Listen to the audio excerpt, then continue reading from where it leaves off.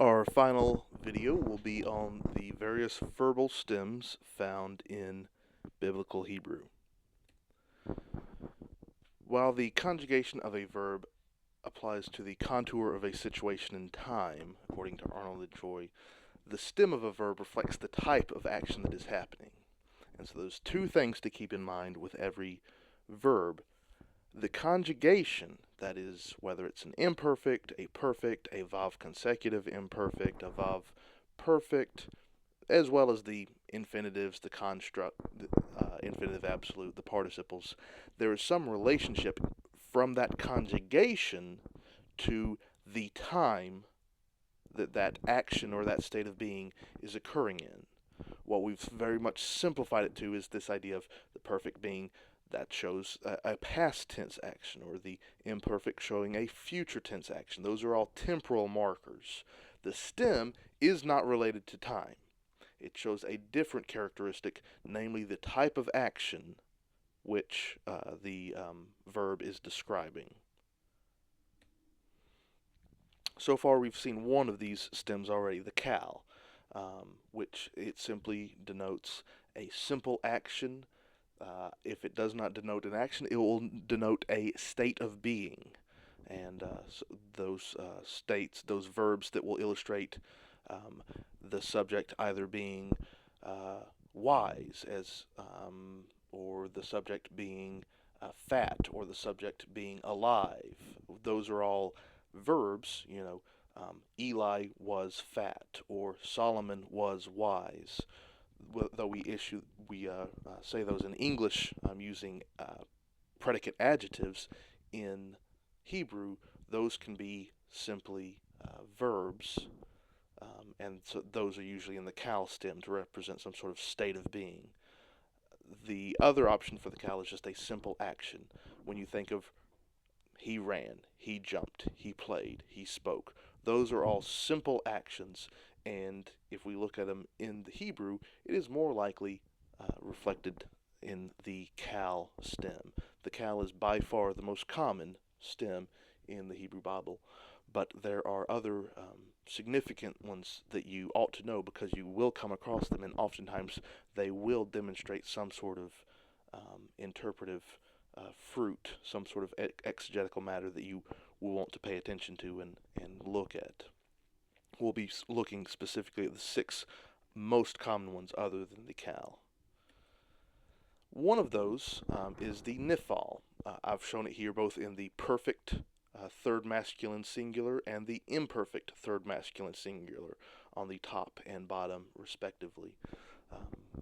The nifal is primarily a passive action, and so whereas in the active, katal would mean he killed in the perfect, if that verb is a nifal perfect, such as niktal, it would mean he was killed, and so it turns that verb from an active verb into a passive verb.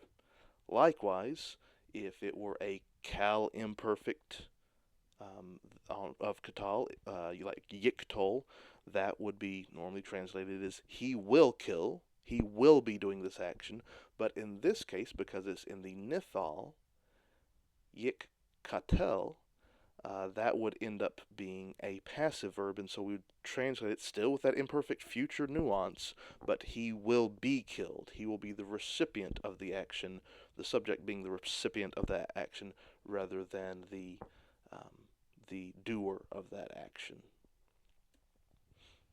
This explains that fairly significantly, fairly thoroughly. This is not that unusual of a concept. I use the illustration that in English, he killed versus he was killed is really just three letters different. That WAS changes the story of a very violent man into the story of a very unfortunate man. Likewise, in English, in Hebrew, just one letter will do that. Just adding that noon prefix to the verb changes the action from an active verb to a passive verb.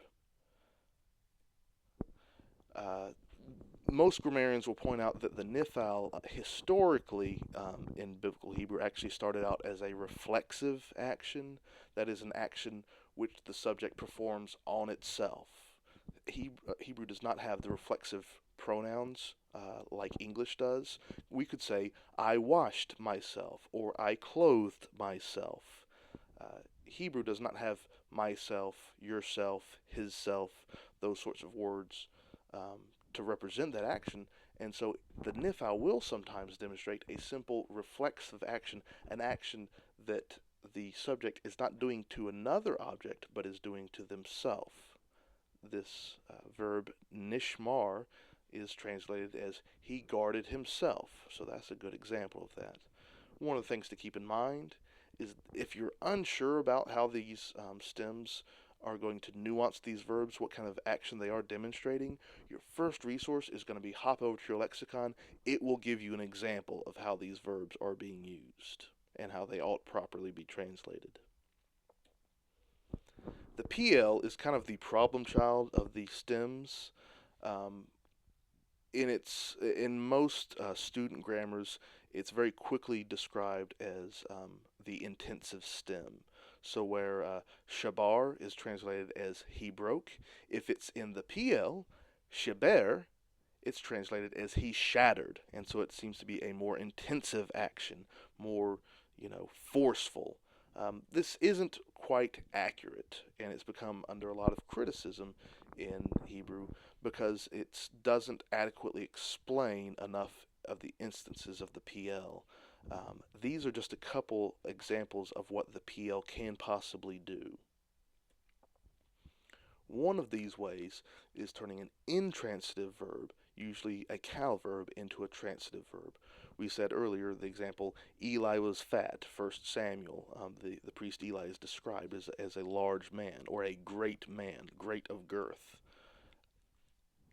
Using that same root, gadol, we can actually make that from a state of being, being great or large, and make it into more of a causative action, such as here in Genesis 12, God is speaking to Abraham and saying, I will make your name great. I will make your name large in the land. By making that into a piel stem, that changes that from a stative verb into a transitive or active verb. So that's one thing the piel can do there. That action will normally only take place if if this verb already exists in the cal stem as well. Some verbs do not. Some verbs in Hebrew will not appear in the cal stem. This is one example of those. Dabar is a word meaning word or thing or matter. It only appears as a verb in the piel, deber, and it simply means he spoke. Hebrew does this from time to time. They will actually take nouns and turn them into verbs. That is usually done in the piel stem. It's interesting because this word, deber, does not appear in the cal stem, and so we can't really derive anything significant from the fact that it's in the piel.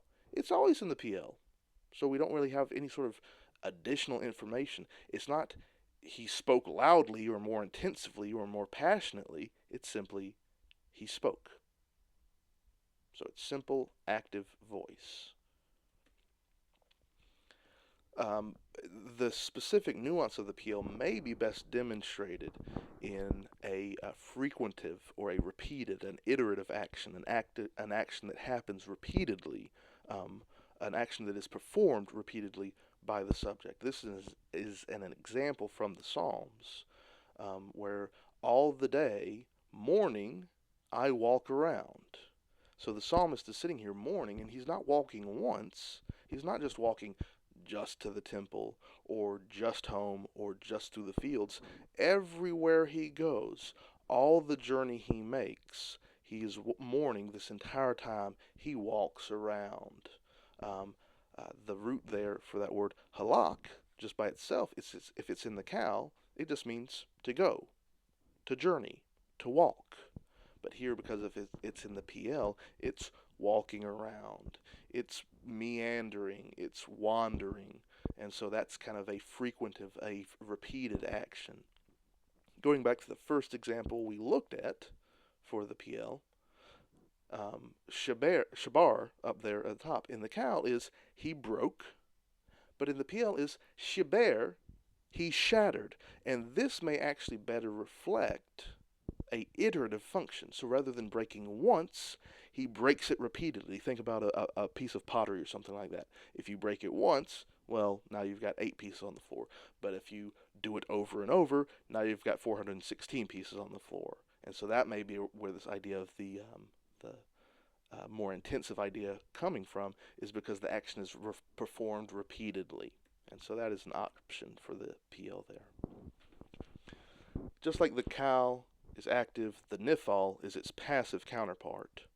The piel has a passive counterpart in the pual. And this is one example of that. In the plagues, when the hail began coming down in Exodus 9, the flax and the barley were ruined. And there you can see that is being in the pual. I believe that when that verb is actually in the cal, what that normally means is it was struck down. It was crushed. But in this case, the iterative, the repeated action there of the pual is actually the hail beating this flax and the barley down until it's ruined. So it's repeatedly beating it down. So now it's not. You can just, if one hailstone hit the wheat, well, pick up the wheat, just carry it on with you. But if a whole heap of them came down, then that's going to ruin the grain to the point that it's no longer useful for anything. And so that is the iterative action, but this time it's in the passive. And so the flax and the barley are receiving that iterative action rather than performing it. So that is the passive counterpart to the piel in the pual stem. The hithpael is one that is built off the piel, and so it's still in the same kind of family of stems here, but it most often has a reflexive or a reciprocal meaning, kind of similar to that the nifal, as we were talking about, kind of that reflexive action. But the hithpael is always going to demonstrate some sort of action like this, and you can see that in Genesis 3:8. This is the man and woman hiding themselves from the presence of God. They are actually doing something to cover themselves, to conceal themselves. They're performing that action to themselves. It's not like they take the apple and they, kick it into a bush. I hid the apple. They're actually hiding themselves. This verb is also used in the narrative in Joshua when the two spies are in Rahab's in Rahab's house in Jericho, and the Jerichoites come and look for them. Well, they go upstairs and they hide themselves under a cord of wood or something like that. The hifil is another stem that normally indicates a causative action. Because of this, it often takes two direct objects, and we can see this in the example right here. And speaking, if I recall, of Joshua, it says, he will cause them to inherit the land. And so there's actually two direct objects here. One is the pronoun them, referring to Israel, and the other one is the land, Canaan. He is causing Israel to receive some sort of action as well. So he is causing them to inherit the land. That causation means that there is a causing of another action happening on within this verb, and so that is what the hifil does. There's another example in Ezra 1 where God causes the heart of the King Cyrus to be stirred up, and you can actually begin to see that this is not just kind of like a push in a direction or a little bit of a gentle nudge towards that. God is actually causing Cyrus's heart to be stirred up. He's actually intensively intentionally causing some sort of action to take place. We see this in Genesis 37 with Joseph's brothers. The verb and they added to their hate for him is a causative verb. They are actually causing their hate to dwell up within them, and they are not just having this visceral reaction, but selecting to hate Joseph more. They are choosing to hate Joseph more, and so their hate is increasing by their own volition, their own choice in this example. The hofal, just as we had the cal active, nifal passive, we have the piel and the pual, its passive form. The hofal is the passive form of the hifil. This is one example. Bo is the verb meaning to go. If it is in the hifil, it would be to cause to go. But now because it's in the hofal, it's actually to cause to be brought. And so the blessing is being brought to, in this case, the pronoun you, to the second person of this sentence here. And so a blessing is not bringing something, but a blessing is passively brought. It's caused to come to someone. And so that is what the hofal does. This is a general outline of the 6 verbal stems that are most commonly appeared in the Hebrew Bible. Again, your lexicons, your grammars are going to be, rather than memorizing these outright, because there are exceptions, there are variations in there, your lexicons and grammars will be what you really want to use to bring those meanings to light when you are confused by them. It's important to note that if a verb only appears in one stem, there may not be any particular interpretive nuance to that. The nifal is only differentiated from the cal if the verb appears in the cal already. The hifil is only differentiated as a causative stem if the verb in question does not already appear in the cal. And I will put that some examples together for you in a short Logos video that you can look at and see a couple of the examples of that. But other than that, that is all the verbal stems. A quick rundown of the frequency of use, so you can see that the cal is the primary verb stem used in the Hebrew Bible. If you want to make mental note that the hifil is second most common, the piel third, the nifal fourth, that'll give you a good quick breakdown of how often I expect to see these things. They appear frequently enough that you'll need to know them, but the cal is the default. One more stem, just because it's interesting and the terminology differs in many texts as opposed to what Logos actually illustrates, and because it appears in only one verb, chava, to worship or to bow down, it's important to know this. The hishtafel, Logos actually calls this stem the hishtafel. They're just variations on the same idea, but this is a verb that appears often, and it means to fall down and to worship. You see it frequently, obviously, with God as the object of that worship many times, but you see it in other examples. In Joseph's dream, the stalks of wheat, they all gather around and bow down to his stalk of wheat, and the 11 stars and sun and moon bow down before him in his dreams. And then later on, when his brothers actually come to Egypt and the dream is fulfilled, they again bow down before their brother, as was prophesied in his dream. That's the stems as a quick run over through of them, and I'll post another video with some Logos examples of that.